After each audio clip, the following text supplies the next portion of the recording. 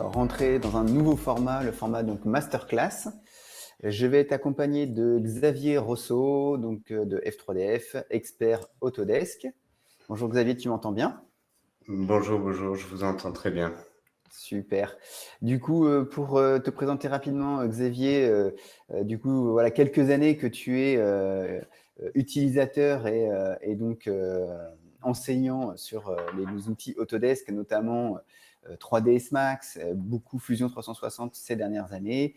Et aujourd'hui, tu ouvres le bal d'une série de masterclass qui va se dérouler pendant ces 2 jours avec un format, on va dire, dédié aux outils paramétriques. Les essentiels pour commencer sur le logiciel Fusion 360. Alors, pour ceux qui découvrent la solution aujourd'hui et puis pour ceux qui veulent revoir un peu de méthodologie, nous sommes ensemble justement pour 30 minutes de masterclass. On enchaînera avec un deuxième sujet qui sera plus orienté sur la partie modélisation libre. Tu vas faire le pont entre les deux aspects de Fusion 360 qui créent toute sa polyvalence. Je te propose de prendre la parole et on pourra prendre vos questions au fur et à mesure dans la question Q&A. Et après les 2 masterclass, on prendra un temps ensemble pour répondre à toutes vos questions. Très bien, très bien. Donc, je vais partager mon écran. Hop, que je ne me trompe pas. Voilà. Alors, aujourd'hui, on va être donc ensemble pour 30 minutes sur les outils du paramétrique. Alors, en fait, donc je vais me présenter, Xavier Rosso, spécialiste CAO au sein de F3DF sur la partie Fusion 360, donc sur lequel je forme depuis maintenant son apparition, il y a 7-8 ans. Et on va faire un petit focus ici de l'esquisse au volume paramétrique et on fera un petit point aussi pour finir sur l'utilisation de règles. Alors déjà, avant d'aller plus loin et de voir vraiment un petit bout de cours, en quoi la modélisation paramétrique est utile? En fait, la modélisation paramétrique, c'est vraiment la possibilité dans une conception d'impliquer des codes, des contraintes, des règles pour les conceptions demandant des exigences et des critères précis de fabrication. Ainsi, on pourra mettre vraiment des dimensions, des angles, voire des contraintes entre les différents éléments.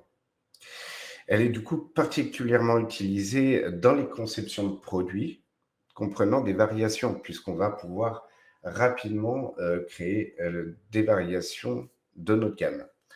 Dans ce sens, on va ici voir un peu notre modèle actuel de RevBike, où vous pouvez voir le modèle premier, qui était le RevBike One, qui va en fait varier pour pouvoir créer un cadre ouvert.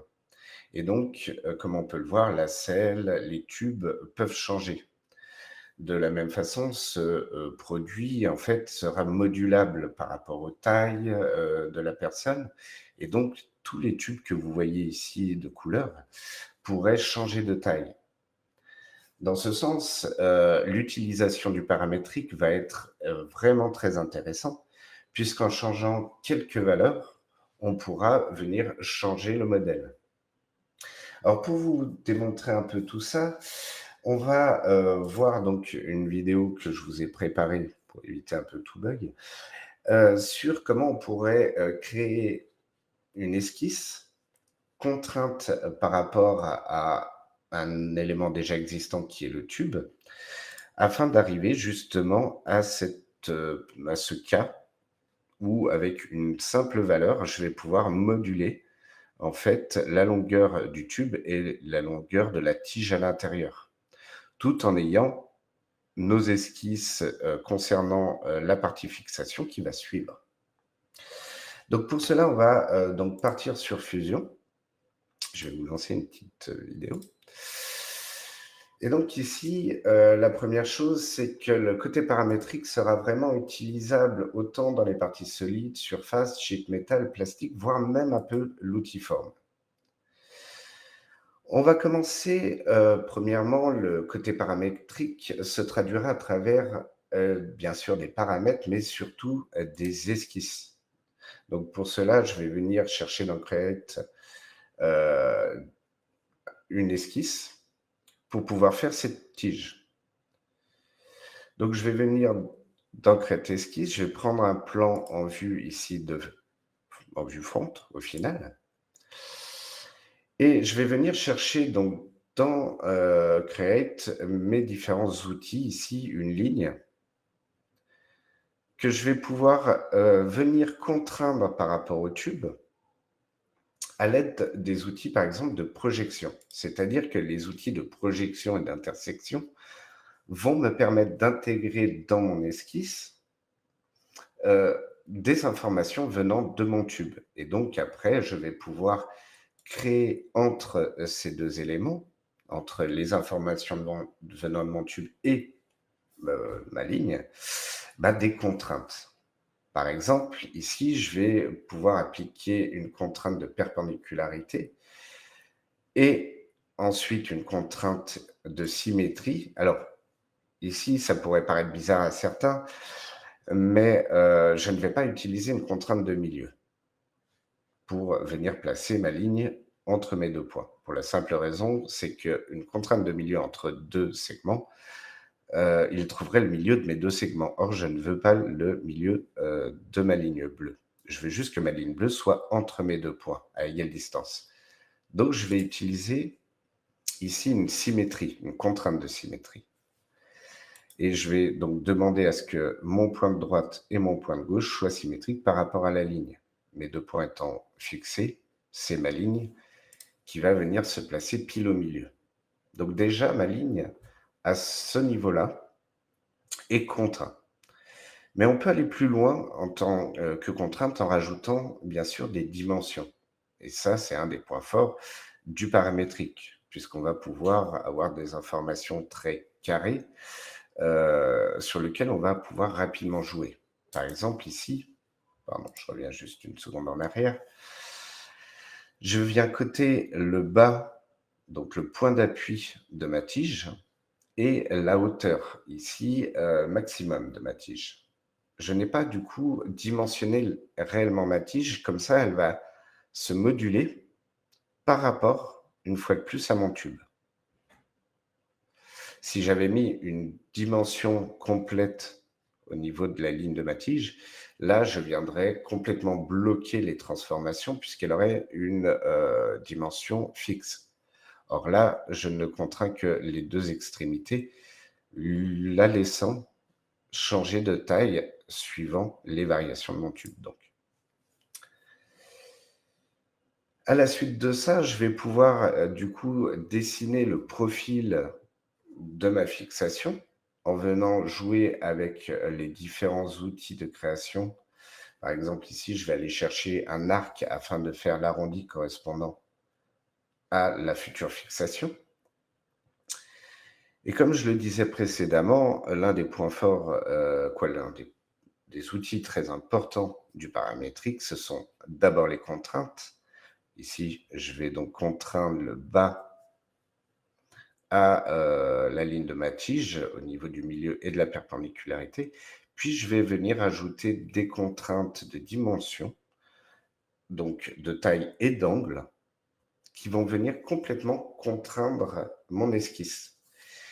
Et donc, ici, comme les différentes contraintes vont partir en fait de ma première ligne, lorsque je vais venir par la suite changer la dimension de cette ligne, je vais avoir l'ensemble qui va suivre.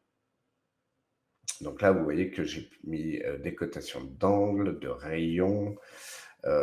C'est assez pratique, une fois de plus. C'est vraiment le point fort de Fusion, c'est la fluidité, puisqu'un seul outil dimension va nous permettre de tout coter.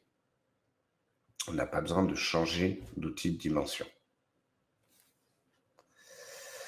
Alors, ces esquisses, c'est très joli, mais en fait, si on doit accéder à chaque esquisse ou à chaque fonction pour modifier nos paramètres, ce serait très long.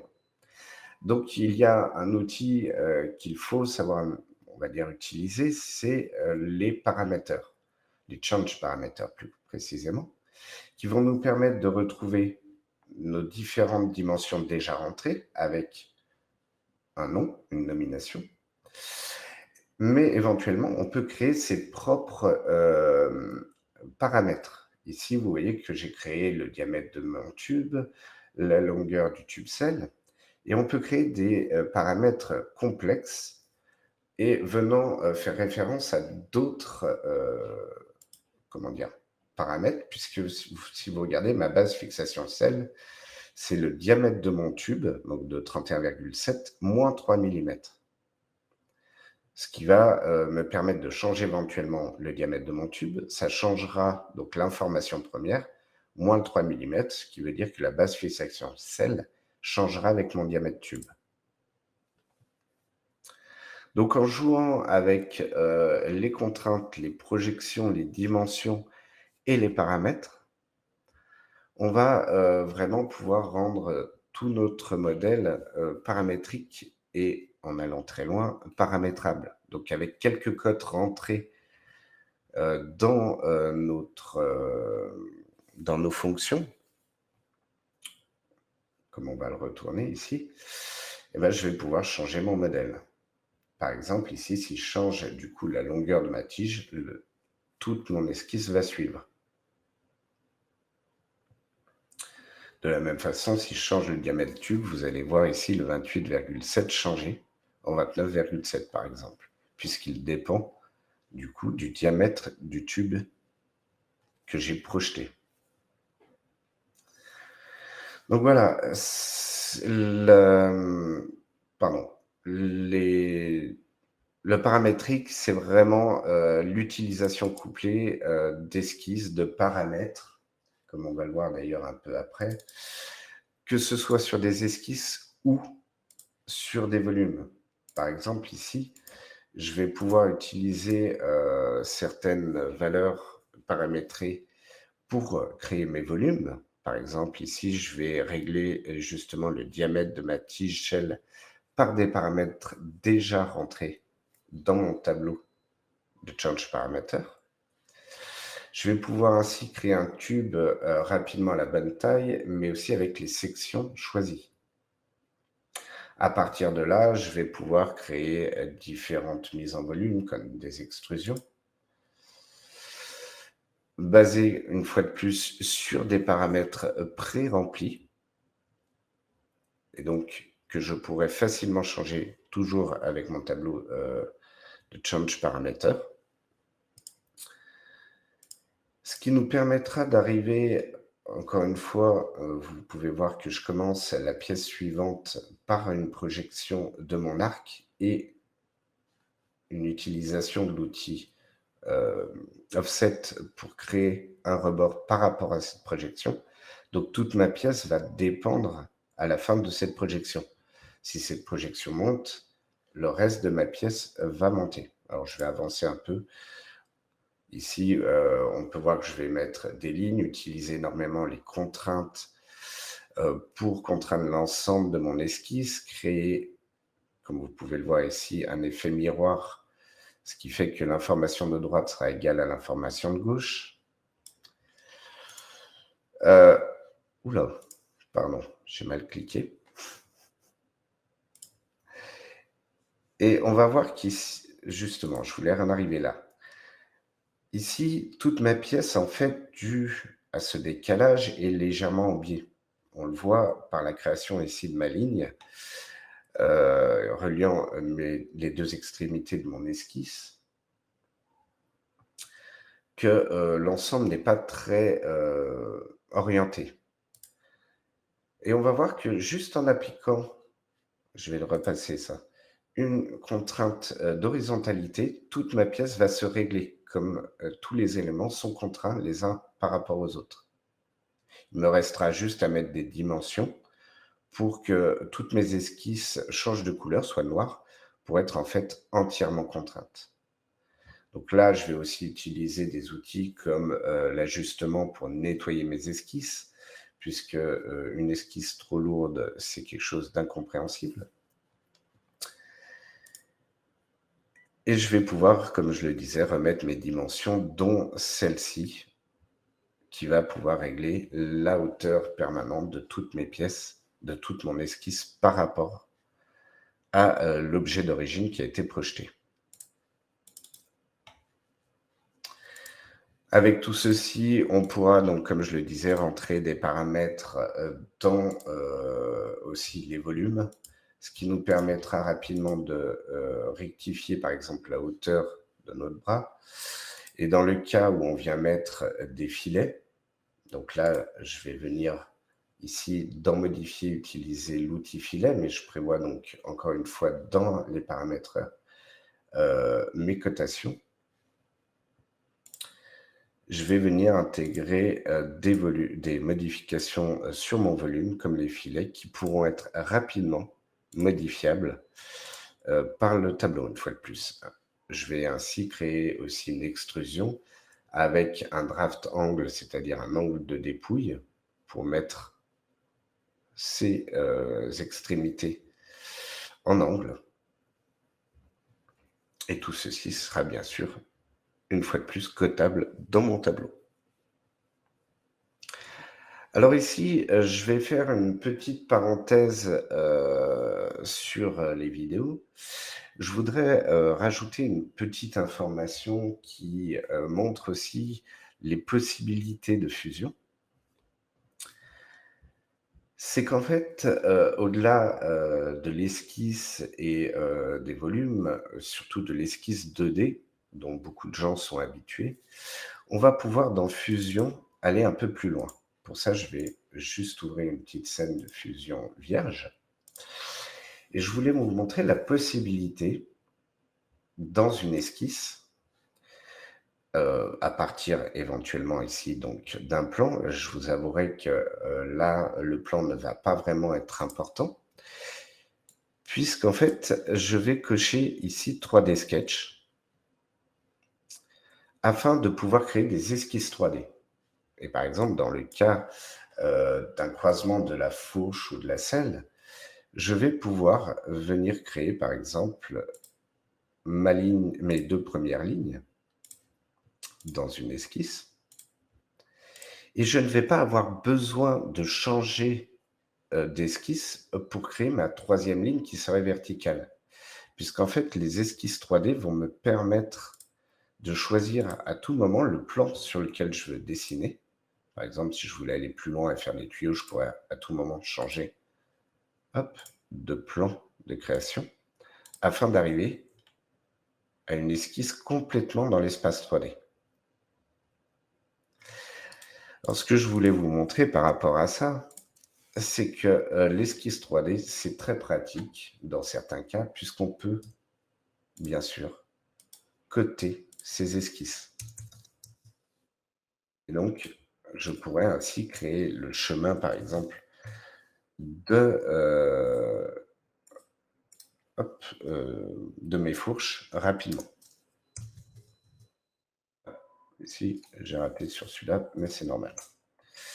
Et vous voyez qu'on peut donc coter, on va pouvoir coter les dimensions et tout ça dans l'espace 3D. Ça peut être très intéressant.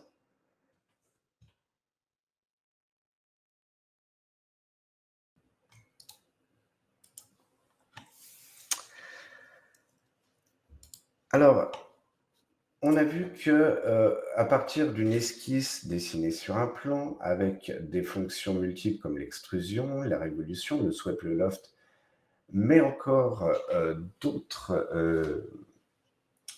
mises en volume comme les nervures, les armes ou encore des gravures, on va pouvoir rapidement rendre un modèle paramétrique.